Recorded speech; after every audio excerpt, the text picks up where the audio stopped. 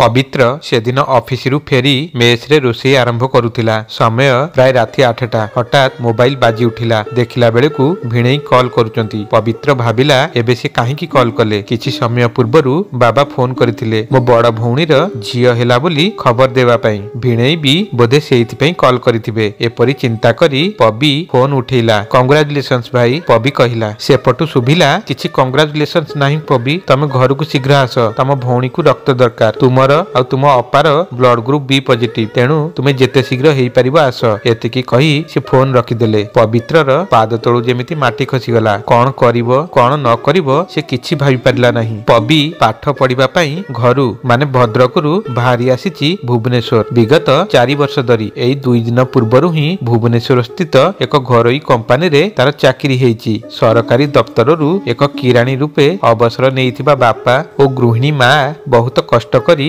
पबी और तार भाई भौणी मानकु पाठ पढ़ई मनीष करिसंती। आज जेतेबेले पबीर चाकरी होई जाईची सभी खुशी थिले, किंतु हठात ये कौन हैला। पबी भाबिला से बापा को फोन करी पचारिबो कौन हेइची, किंतु बापा को फोन व्यस्त आसुची। पबी ता मां को भी फोन करबाकू चेष्टा कला, किंतु सफल हैला नहीं। आउ किछि अधिक चिंता न करी से तार रूममेट ठारू किछि टंका उधारी नेई चलिला स्टेशन आड़े। सिटी बस रे स्टेशन अभिमुखे जाउथिबा बेले पबीर फोन पुणी बाजी उठिला। डरी डरी जेतेबेले से फोन देखिला ता बड़ भाई बेंगलोर रु फोन करचुंती। पबी फोन उठेई कथा हला। भाई ताकू सब कथा बुझेई कहिले जे अपार छुआ जन्म हेबा परे अत्यधिक रक्तस्राव होउची। डाक्टर माने तार कारण खोजी पाउनांती, किंतु जेते समय जाए से माने कारण खोजी पाइबे और चिकित्सा आरंभ करिवे से समय जाए बाहरु रक्त देबाकू पड़िबो। भद्रकरे जेते भी बंधु और परिचित व्यक्ति अछंती सभी को खबर दिया जाईची रक्तदान निमंते लोक खोजिबा पई। जेहेतु पबी आउ ता अपार ब्लड ग्रुप समान, तेणु करी पबी जेते शीघ्र जाई पहुंचिबो सेते भलो। और से निजे भी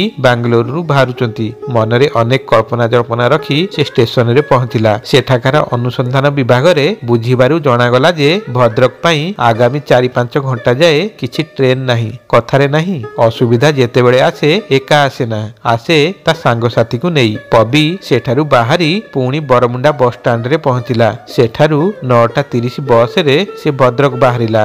बस ठीक समय रे बाहरी सारी थाए। धीरे धीरे यात्री माने सोईबा आरंभ कले, किंतु पबी आखिरे निद न थाए। हठात फोन बाजी उठिला। देखिला बेलकु बाबा थिले। पबी कोहबरा कंठरे पचारिला सेठाकार वर्तमान कौन अवस्था। बाबा कहिले अपा को 8टी रक्त दिया सरिलानी, आउ 2टीर व्यवस्था चलीछि। डाक्टर कहउचंती भुवनेश्वर बा कलिकतार कोनोसी बड़ हॉस्पिटल जिबाकू पड़िबो, जेउठी आईसीयू और वेंटिलेटर रो व्यवस्था थिबो। ताहा पुणी आईसीयू वाला आंबुलांस रे, साधारण आंबुलांस रे नुह। पबी पचारिला तेबे डेरी काहेकि करूचंती, शीघ्र भुवनेश्वर आनिबा व्यवस्था करंतु। बाबा कहिले भद्रक रे कोनोसी आईसीयू आंबुलांस नाही एवं से भुवनेश्वर स्थित संपर्कीय मौसा को कहिचंती आंबुलांस बुझिबा पई। एतिकी कही बाबा फोन काटी देले। पबी किछि बुझी पारु नथाए कोन चालिछि ए सबु। ता मनकु पाप आसुथाए किछि अघटना होई जीवनी तो। किछि समय परे भुवनेश्वर रे रहुथिबा मौसा को फोन आसिला। से भुवनेश्वर रे आईसीयू आंबुलांस कथा बुझिबा पई विभिन्न हॉस्पिटल मानकु जाउछंती बोली जणैले एवं जानिबाकू चाहुतिले जे पबी वर्तमान केउटी अछि। पबी भद्रक जाउथिबा कथा जणाइला। परे फोन करी एमिति समय परे समय गड़ी जाउथाए एवं पबी जाई केतेबेले भद्रक बस स्टैंड रे पहुंची जाए से जानी पारे ना। समय भोर 2:30। सेठी आउ जने संपर्कीय पबी को अपेक्षा करूथांती। से पबी को नेई गले सेई घरोई हॉस्पिटल को, जेउठी तार अपा थिले। सेठी आज पबी देखिला जे बाबा और मां दुहे एका बेंच रे बसिचंती। पबी सेमानकु देखि भाबुथाए जेउ बाबा बऊ सारा जीवन झांजी बात्या सही हमकु छोटरू बड़ करिसंती, से एक सुदृढ़ मूलधुआ बड़ी आम परिवार को धरी रही।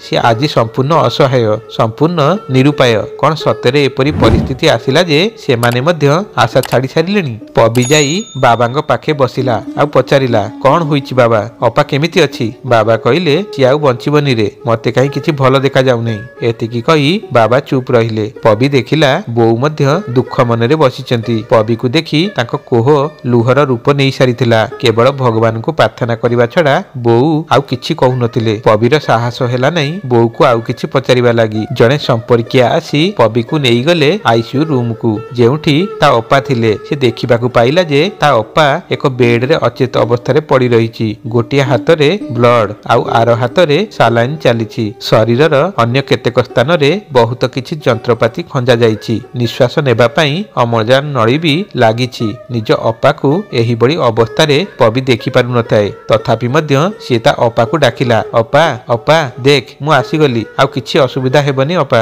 ଦେଖ। ଅପା କିଛି ଉତ୍ତର ଦେଲେ ନାହିଁ, କିନ୍ତୁ ଟିକେ ଡାହାଣକୁ ମୁଣ୍ଡ କଲେ, ଯେଉଁଠି ପବି ଠିଆ ହୋଇଥିଲା, ଏବଂ ଆଖି ଖୋଲିଲେ। ସେ କିଛି କହିବା ଅବସ୍ଥାରେ ନଥିଲେ। ପବିକୁ ଦେଖି ତାଙ୍କ ଆଖିରୁ ଲୁହ ଆସିଗଲା। ବୋଧେ ସିଏ ଆଉ କିଛି କହିବାକୁ ଚାହୁଁଥିଲେ। କେବଳ ଦୁଇ ଧାର ଲୁହ ଛଡା ସେ ଆଉ କିଛି କହିପାରିଲେ ନାହିଁ। ଆଉ ତାପରେ ପୁଣି ଅଚେତ ହୋଇଗଲେ। ଡାକ୍ତରମାନେ ପବିକୁ ବାହାରକୁ ଯିବାକୁ କହିଲେ ଓ ପୁଣି ଥରେ ସେମାନଙ୍କ ପରୀକ୍ଷାରେ ଲାଗି ପଡିଲେ। ସେପଟେ ଭୁବନେଶ୍ୱରରେ ବହୁତ କଷ୍ଟରେ ଏକ ଆଇସିୟୁ ଆମ୍ବୁଲାନ୍ସ ବ୍ୟବସ୍ଥା ହେଲା। ମଉସା ସେ ଆମ୍ବୁଲାନ୍ସ ସହ ହସ୍ପିଟାଲରେ ପହଞ୍ଚିଲେ। ସେତେବେଳକୁ ଦିନ 9ଟା।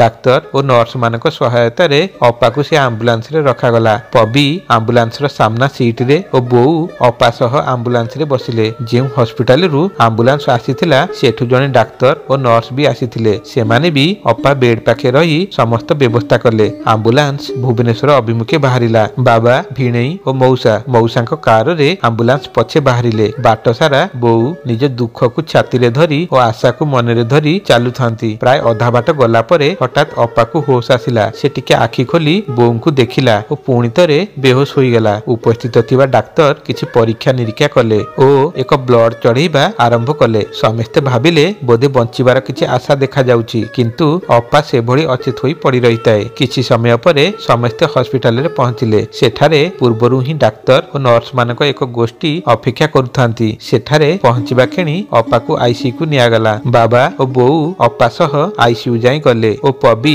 ରିସେପସନରେ ରହିଲା କାଗଜପତ୍ର ଓ ଅନ୍ୟାନ୍ୟ ଆନୁଷଙ୍ଗିକ କଥା ବୁଝିବା ପାଇଁ। ସେ ସବୁ କାମ ଚାଲୁଥିବା ବେଳେ ହଠାତ୍ ରିସେପସନରେ ବସିଥିବା କର୍ମଚାରୀଙ୍କୁ ଫୋନ ଆସିଲା ସବୁ କାମ ବନ୍ଦ କରିବା ପାଇଁ, କାରଣ ରୋଗୀ ମାନେ ଅପା ଆଉ ନାହାନ୍ତି। 1 ଘଣ୍ଟା ପୂର୍ବରୁ ହିଁ ସେ ଚାଲିଗଲାଣି। ପବିର ମୁଣ୍ଡ କାମ କଲାନି। ତା ମୁଣ୍ଡ ଘୁରିବାରେ ଲାଗିଲା ଓ ତାକୁ ଅନ୍ଧାର ଦେଖାଗଲା। ଲଥ କରି ବସିଗଲା ପବି ସେଠାରେ ଥିବା ଏକ ବେଞ୍ଚ ଉପରେ। ଏଭଳି ସମୟରେ ବୋଉ ଆସି ପହଞ୍ଚିଲେ। ଏକଦମ ଚୁପଚାପ ସିଏ ଆସି ପବିକୁ କହିଲେ, ପୁଅରେ ସେ ଚାଲିଗଲା, ଆଉ ନାହିଁ ସିଏ, ମୋ ଝିଅ ଚାଲିଗଲା। ଏପରି କହି ସେ କାନ୍ଦିବାକୁ ଲାଗିଲେ। ପବି କଣ କରିବ ବୁଝିପାରୁନଥାଏ। ବୋଉ ସହ ସିଏ ବି କାନ୍ଦିବ ନା ବୋଉଙ୍କୁ ବୁଝେଇବ? କଣ କହିକି ବା ସିଏ ଏକ ମାକୁ ବୁଝେଇବ? କୌଣସି ମତେ ନିଜ କୋହକୁ ସମ୍ଭାଳି ଅପାକୁ ସେଠାରୁ ପୁଣି ଭଦ୍ରକ ଅଣାଗଲା। ଭିଣେଇ ଅପାକୁ ତାଙ୍କ ଘରକୁ ନେଇଗଲେ, କାରଣ ଅନ୍ତିମ ସଂସ୍କାର ଇତ୍ୟାଦି ସେ ତାଙ୍କ ଘରୁ କରିବେ। ଇଏ ତ ଆମ ସମାଜର ଚଳନି। ବାପ ଘରୁ ଝିଅର ସବାରି ବାହାରିବ ଓ ଶାଶୁ ଘରୁ ପୋକେଇ। ବାହାଘର ପାଇଁ ବାପା ମା ଯେମିତି ଝିଅକୁ ବିଦାୟ ଦିଅନ୍ତି, ସେହିଭଳି ସବୁଦିନ ଲାଗି ନିଜ ଝିଅକୁ ପବିର ବାବା ବୋଉ ବିଦାୟ ଦେଲେ। ବାହାଘର ପରେ ଯେଉଁ ଅପାକୁ ନେଇ ଶାଶୁ ଘରେ ଛାଡି ଆସିଥିଲା, ଆଜି ସେହି ଅପାକୁ ମଶାଣିରେ ଛାଡିବା ପାଇଁ ପବି ବାହାରିଲା।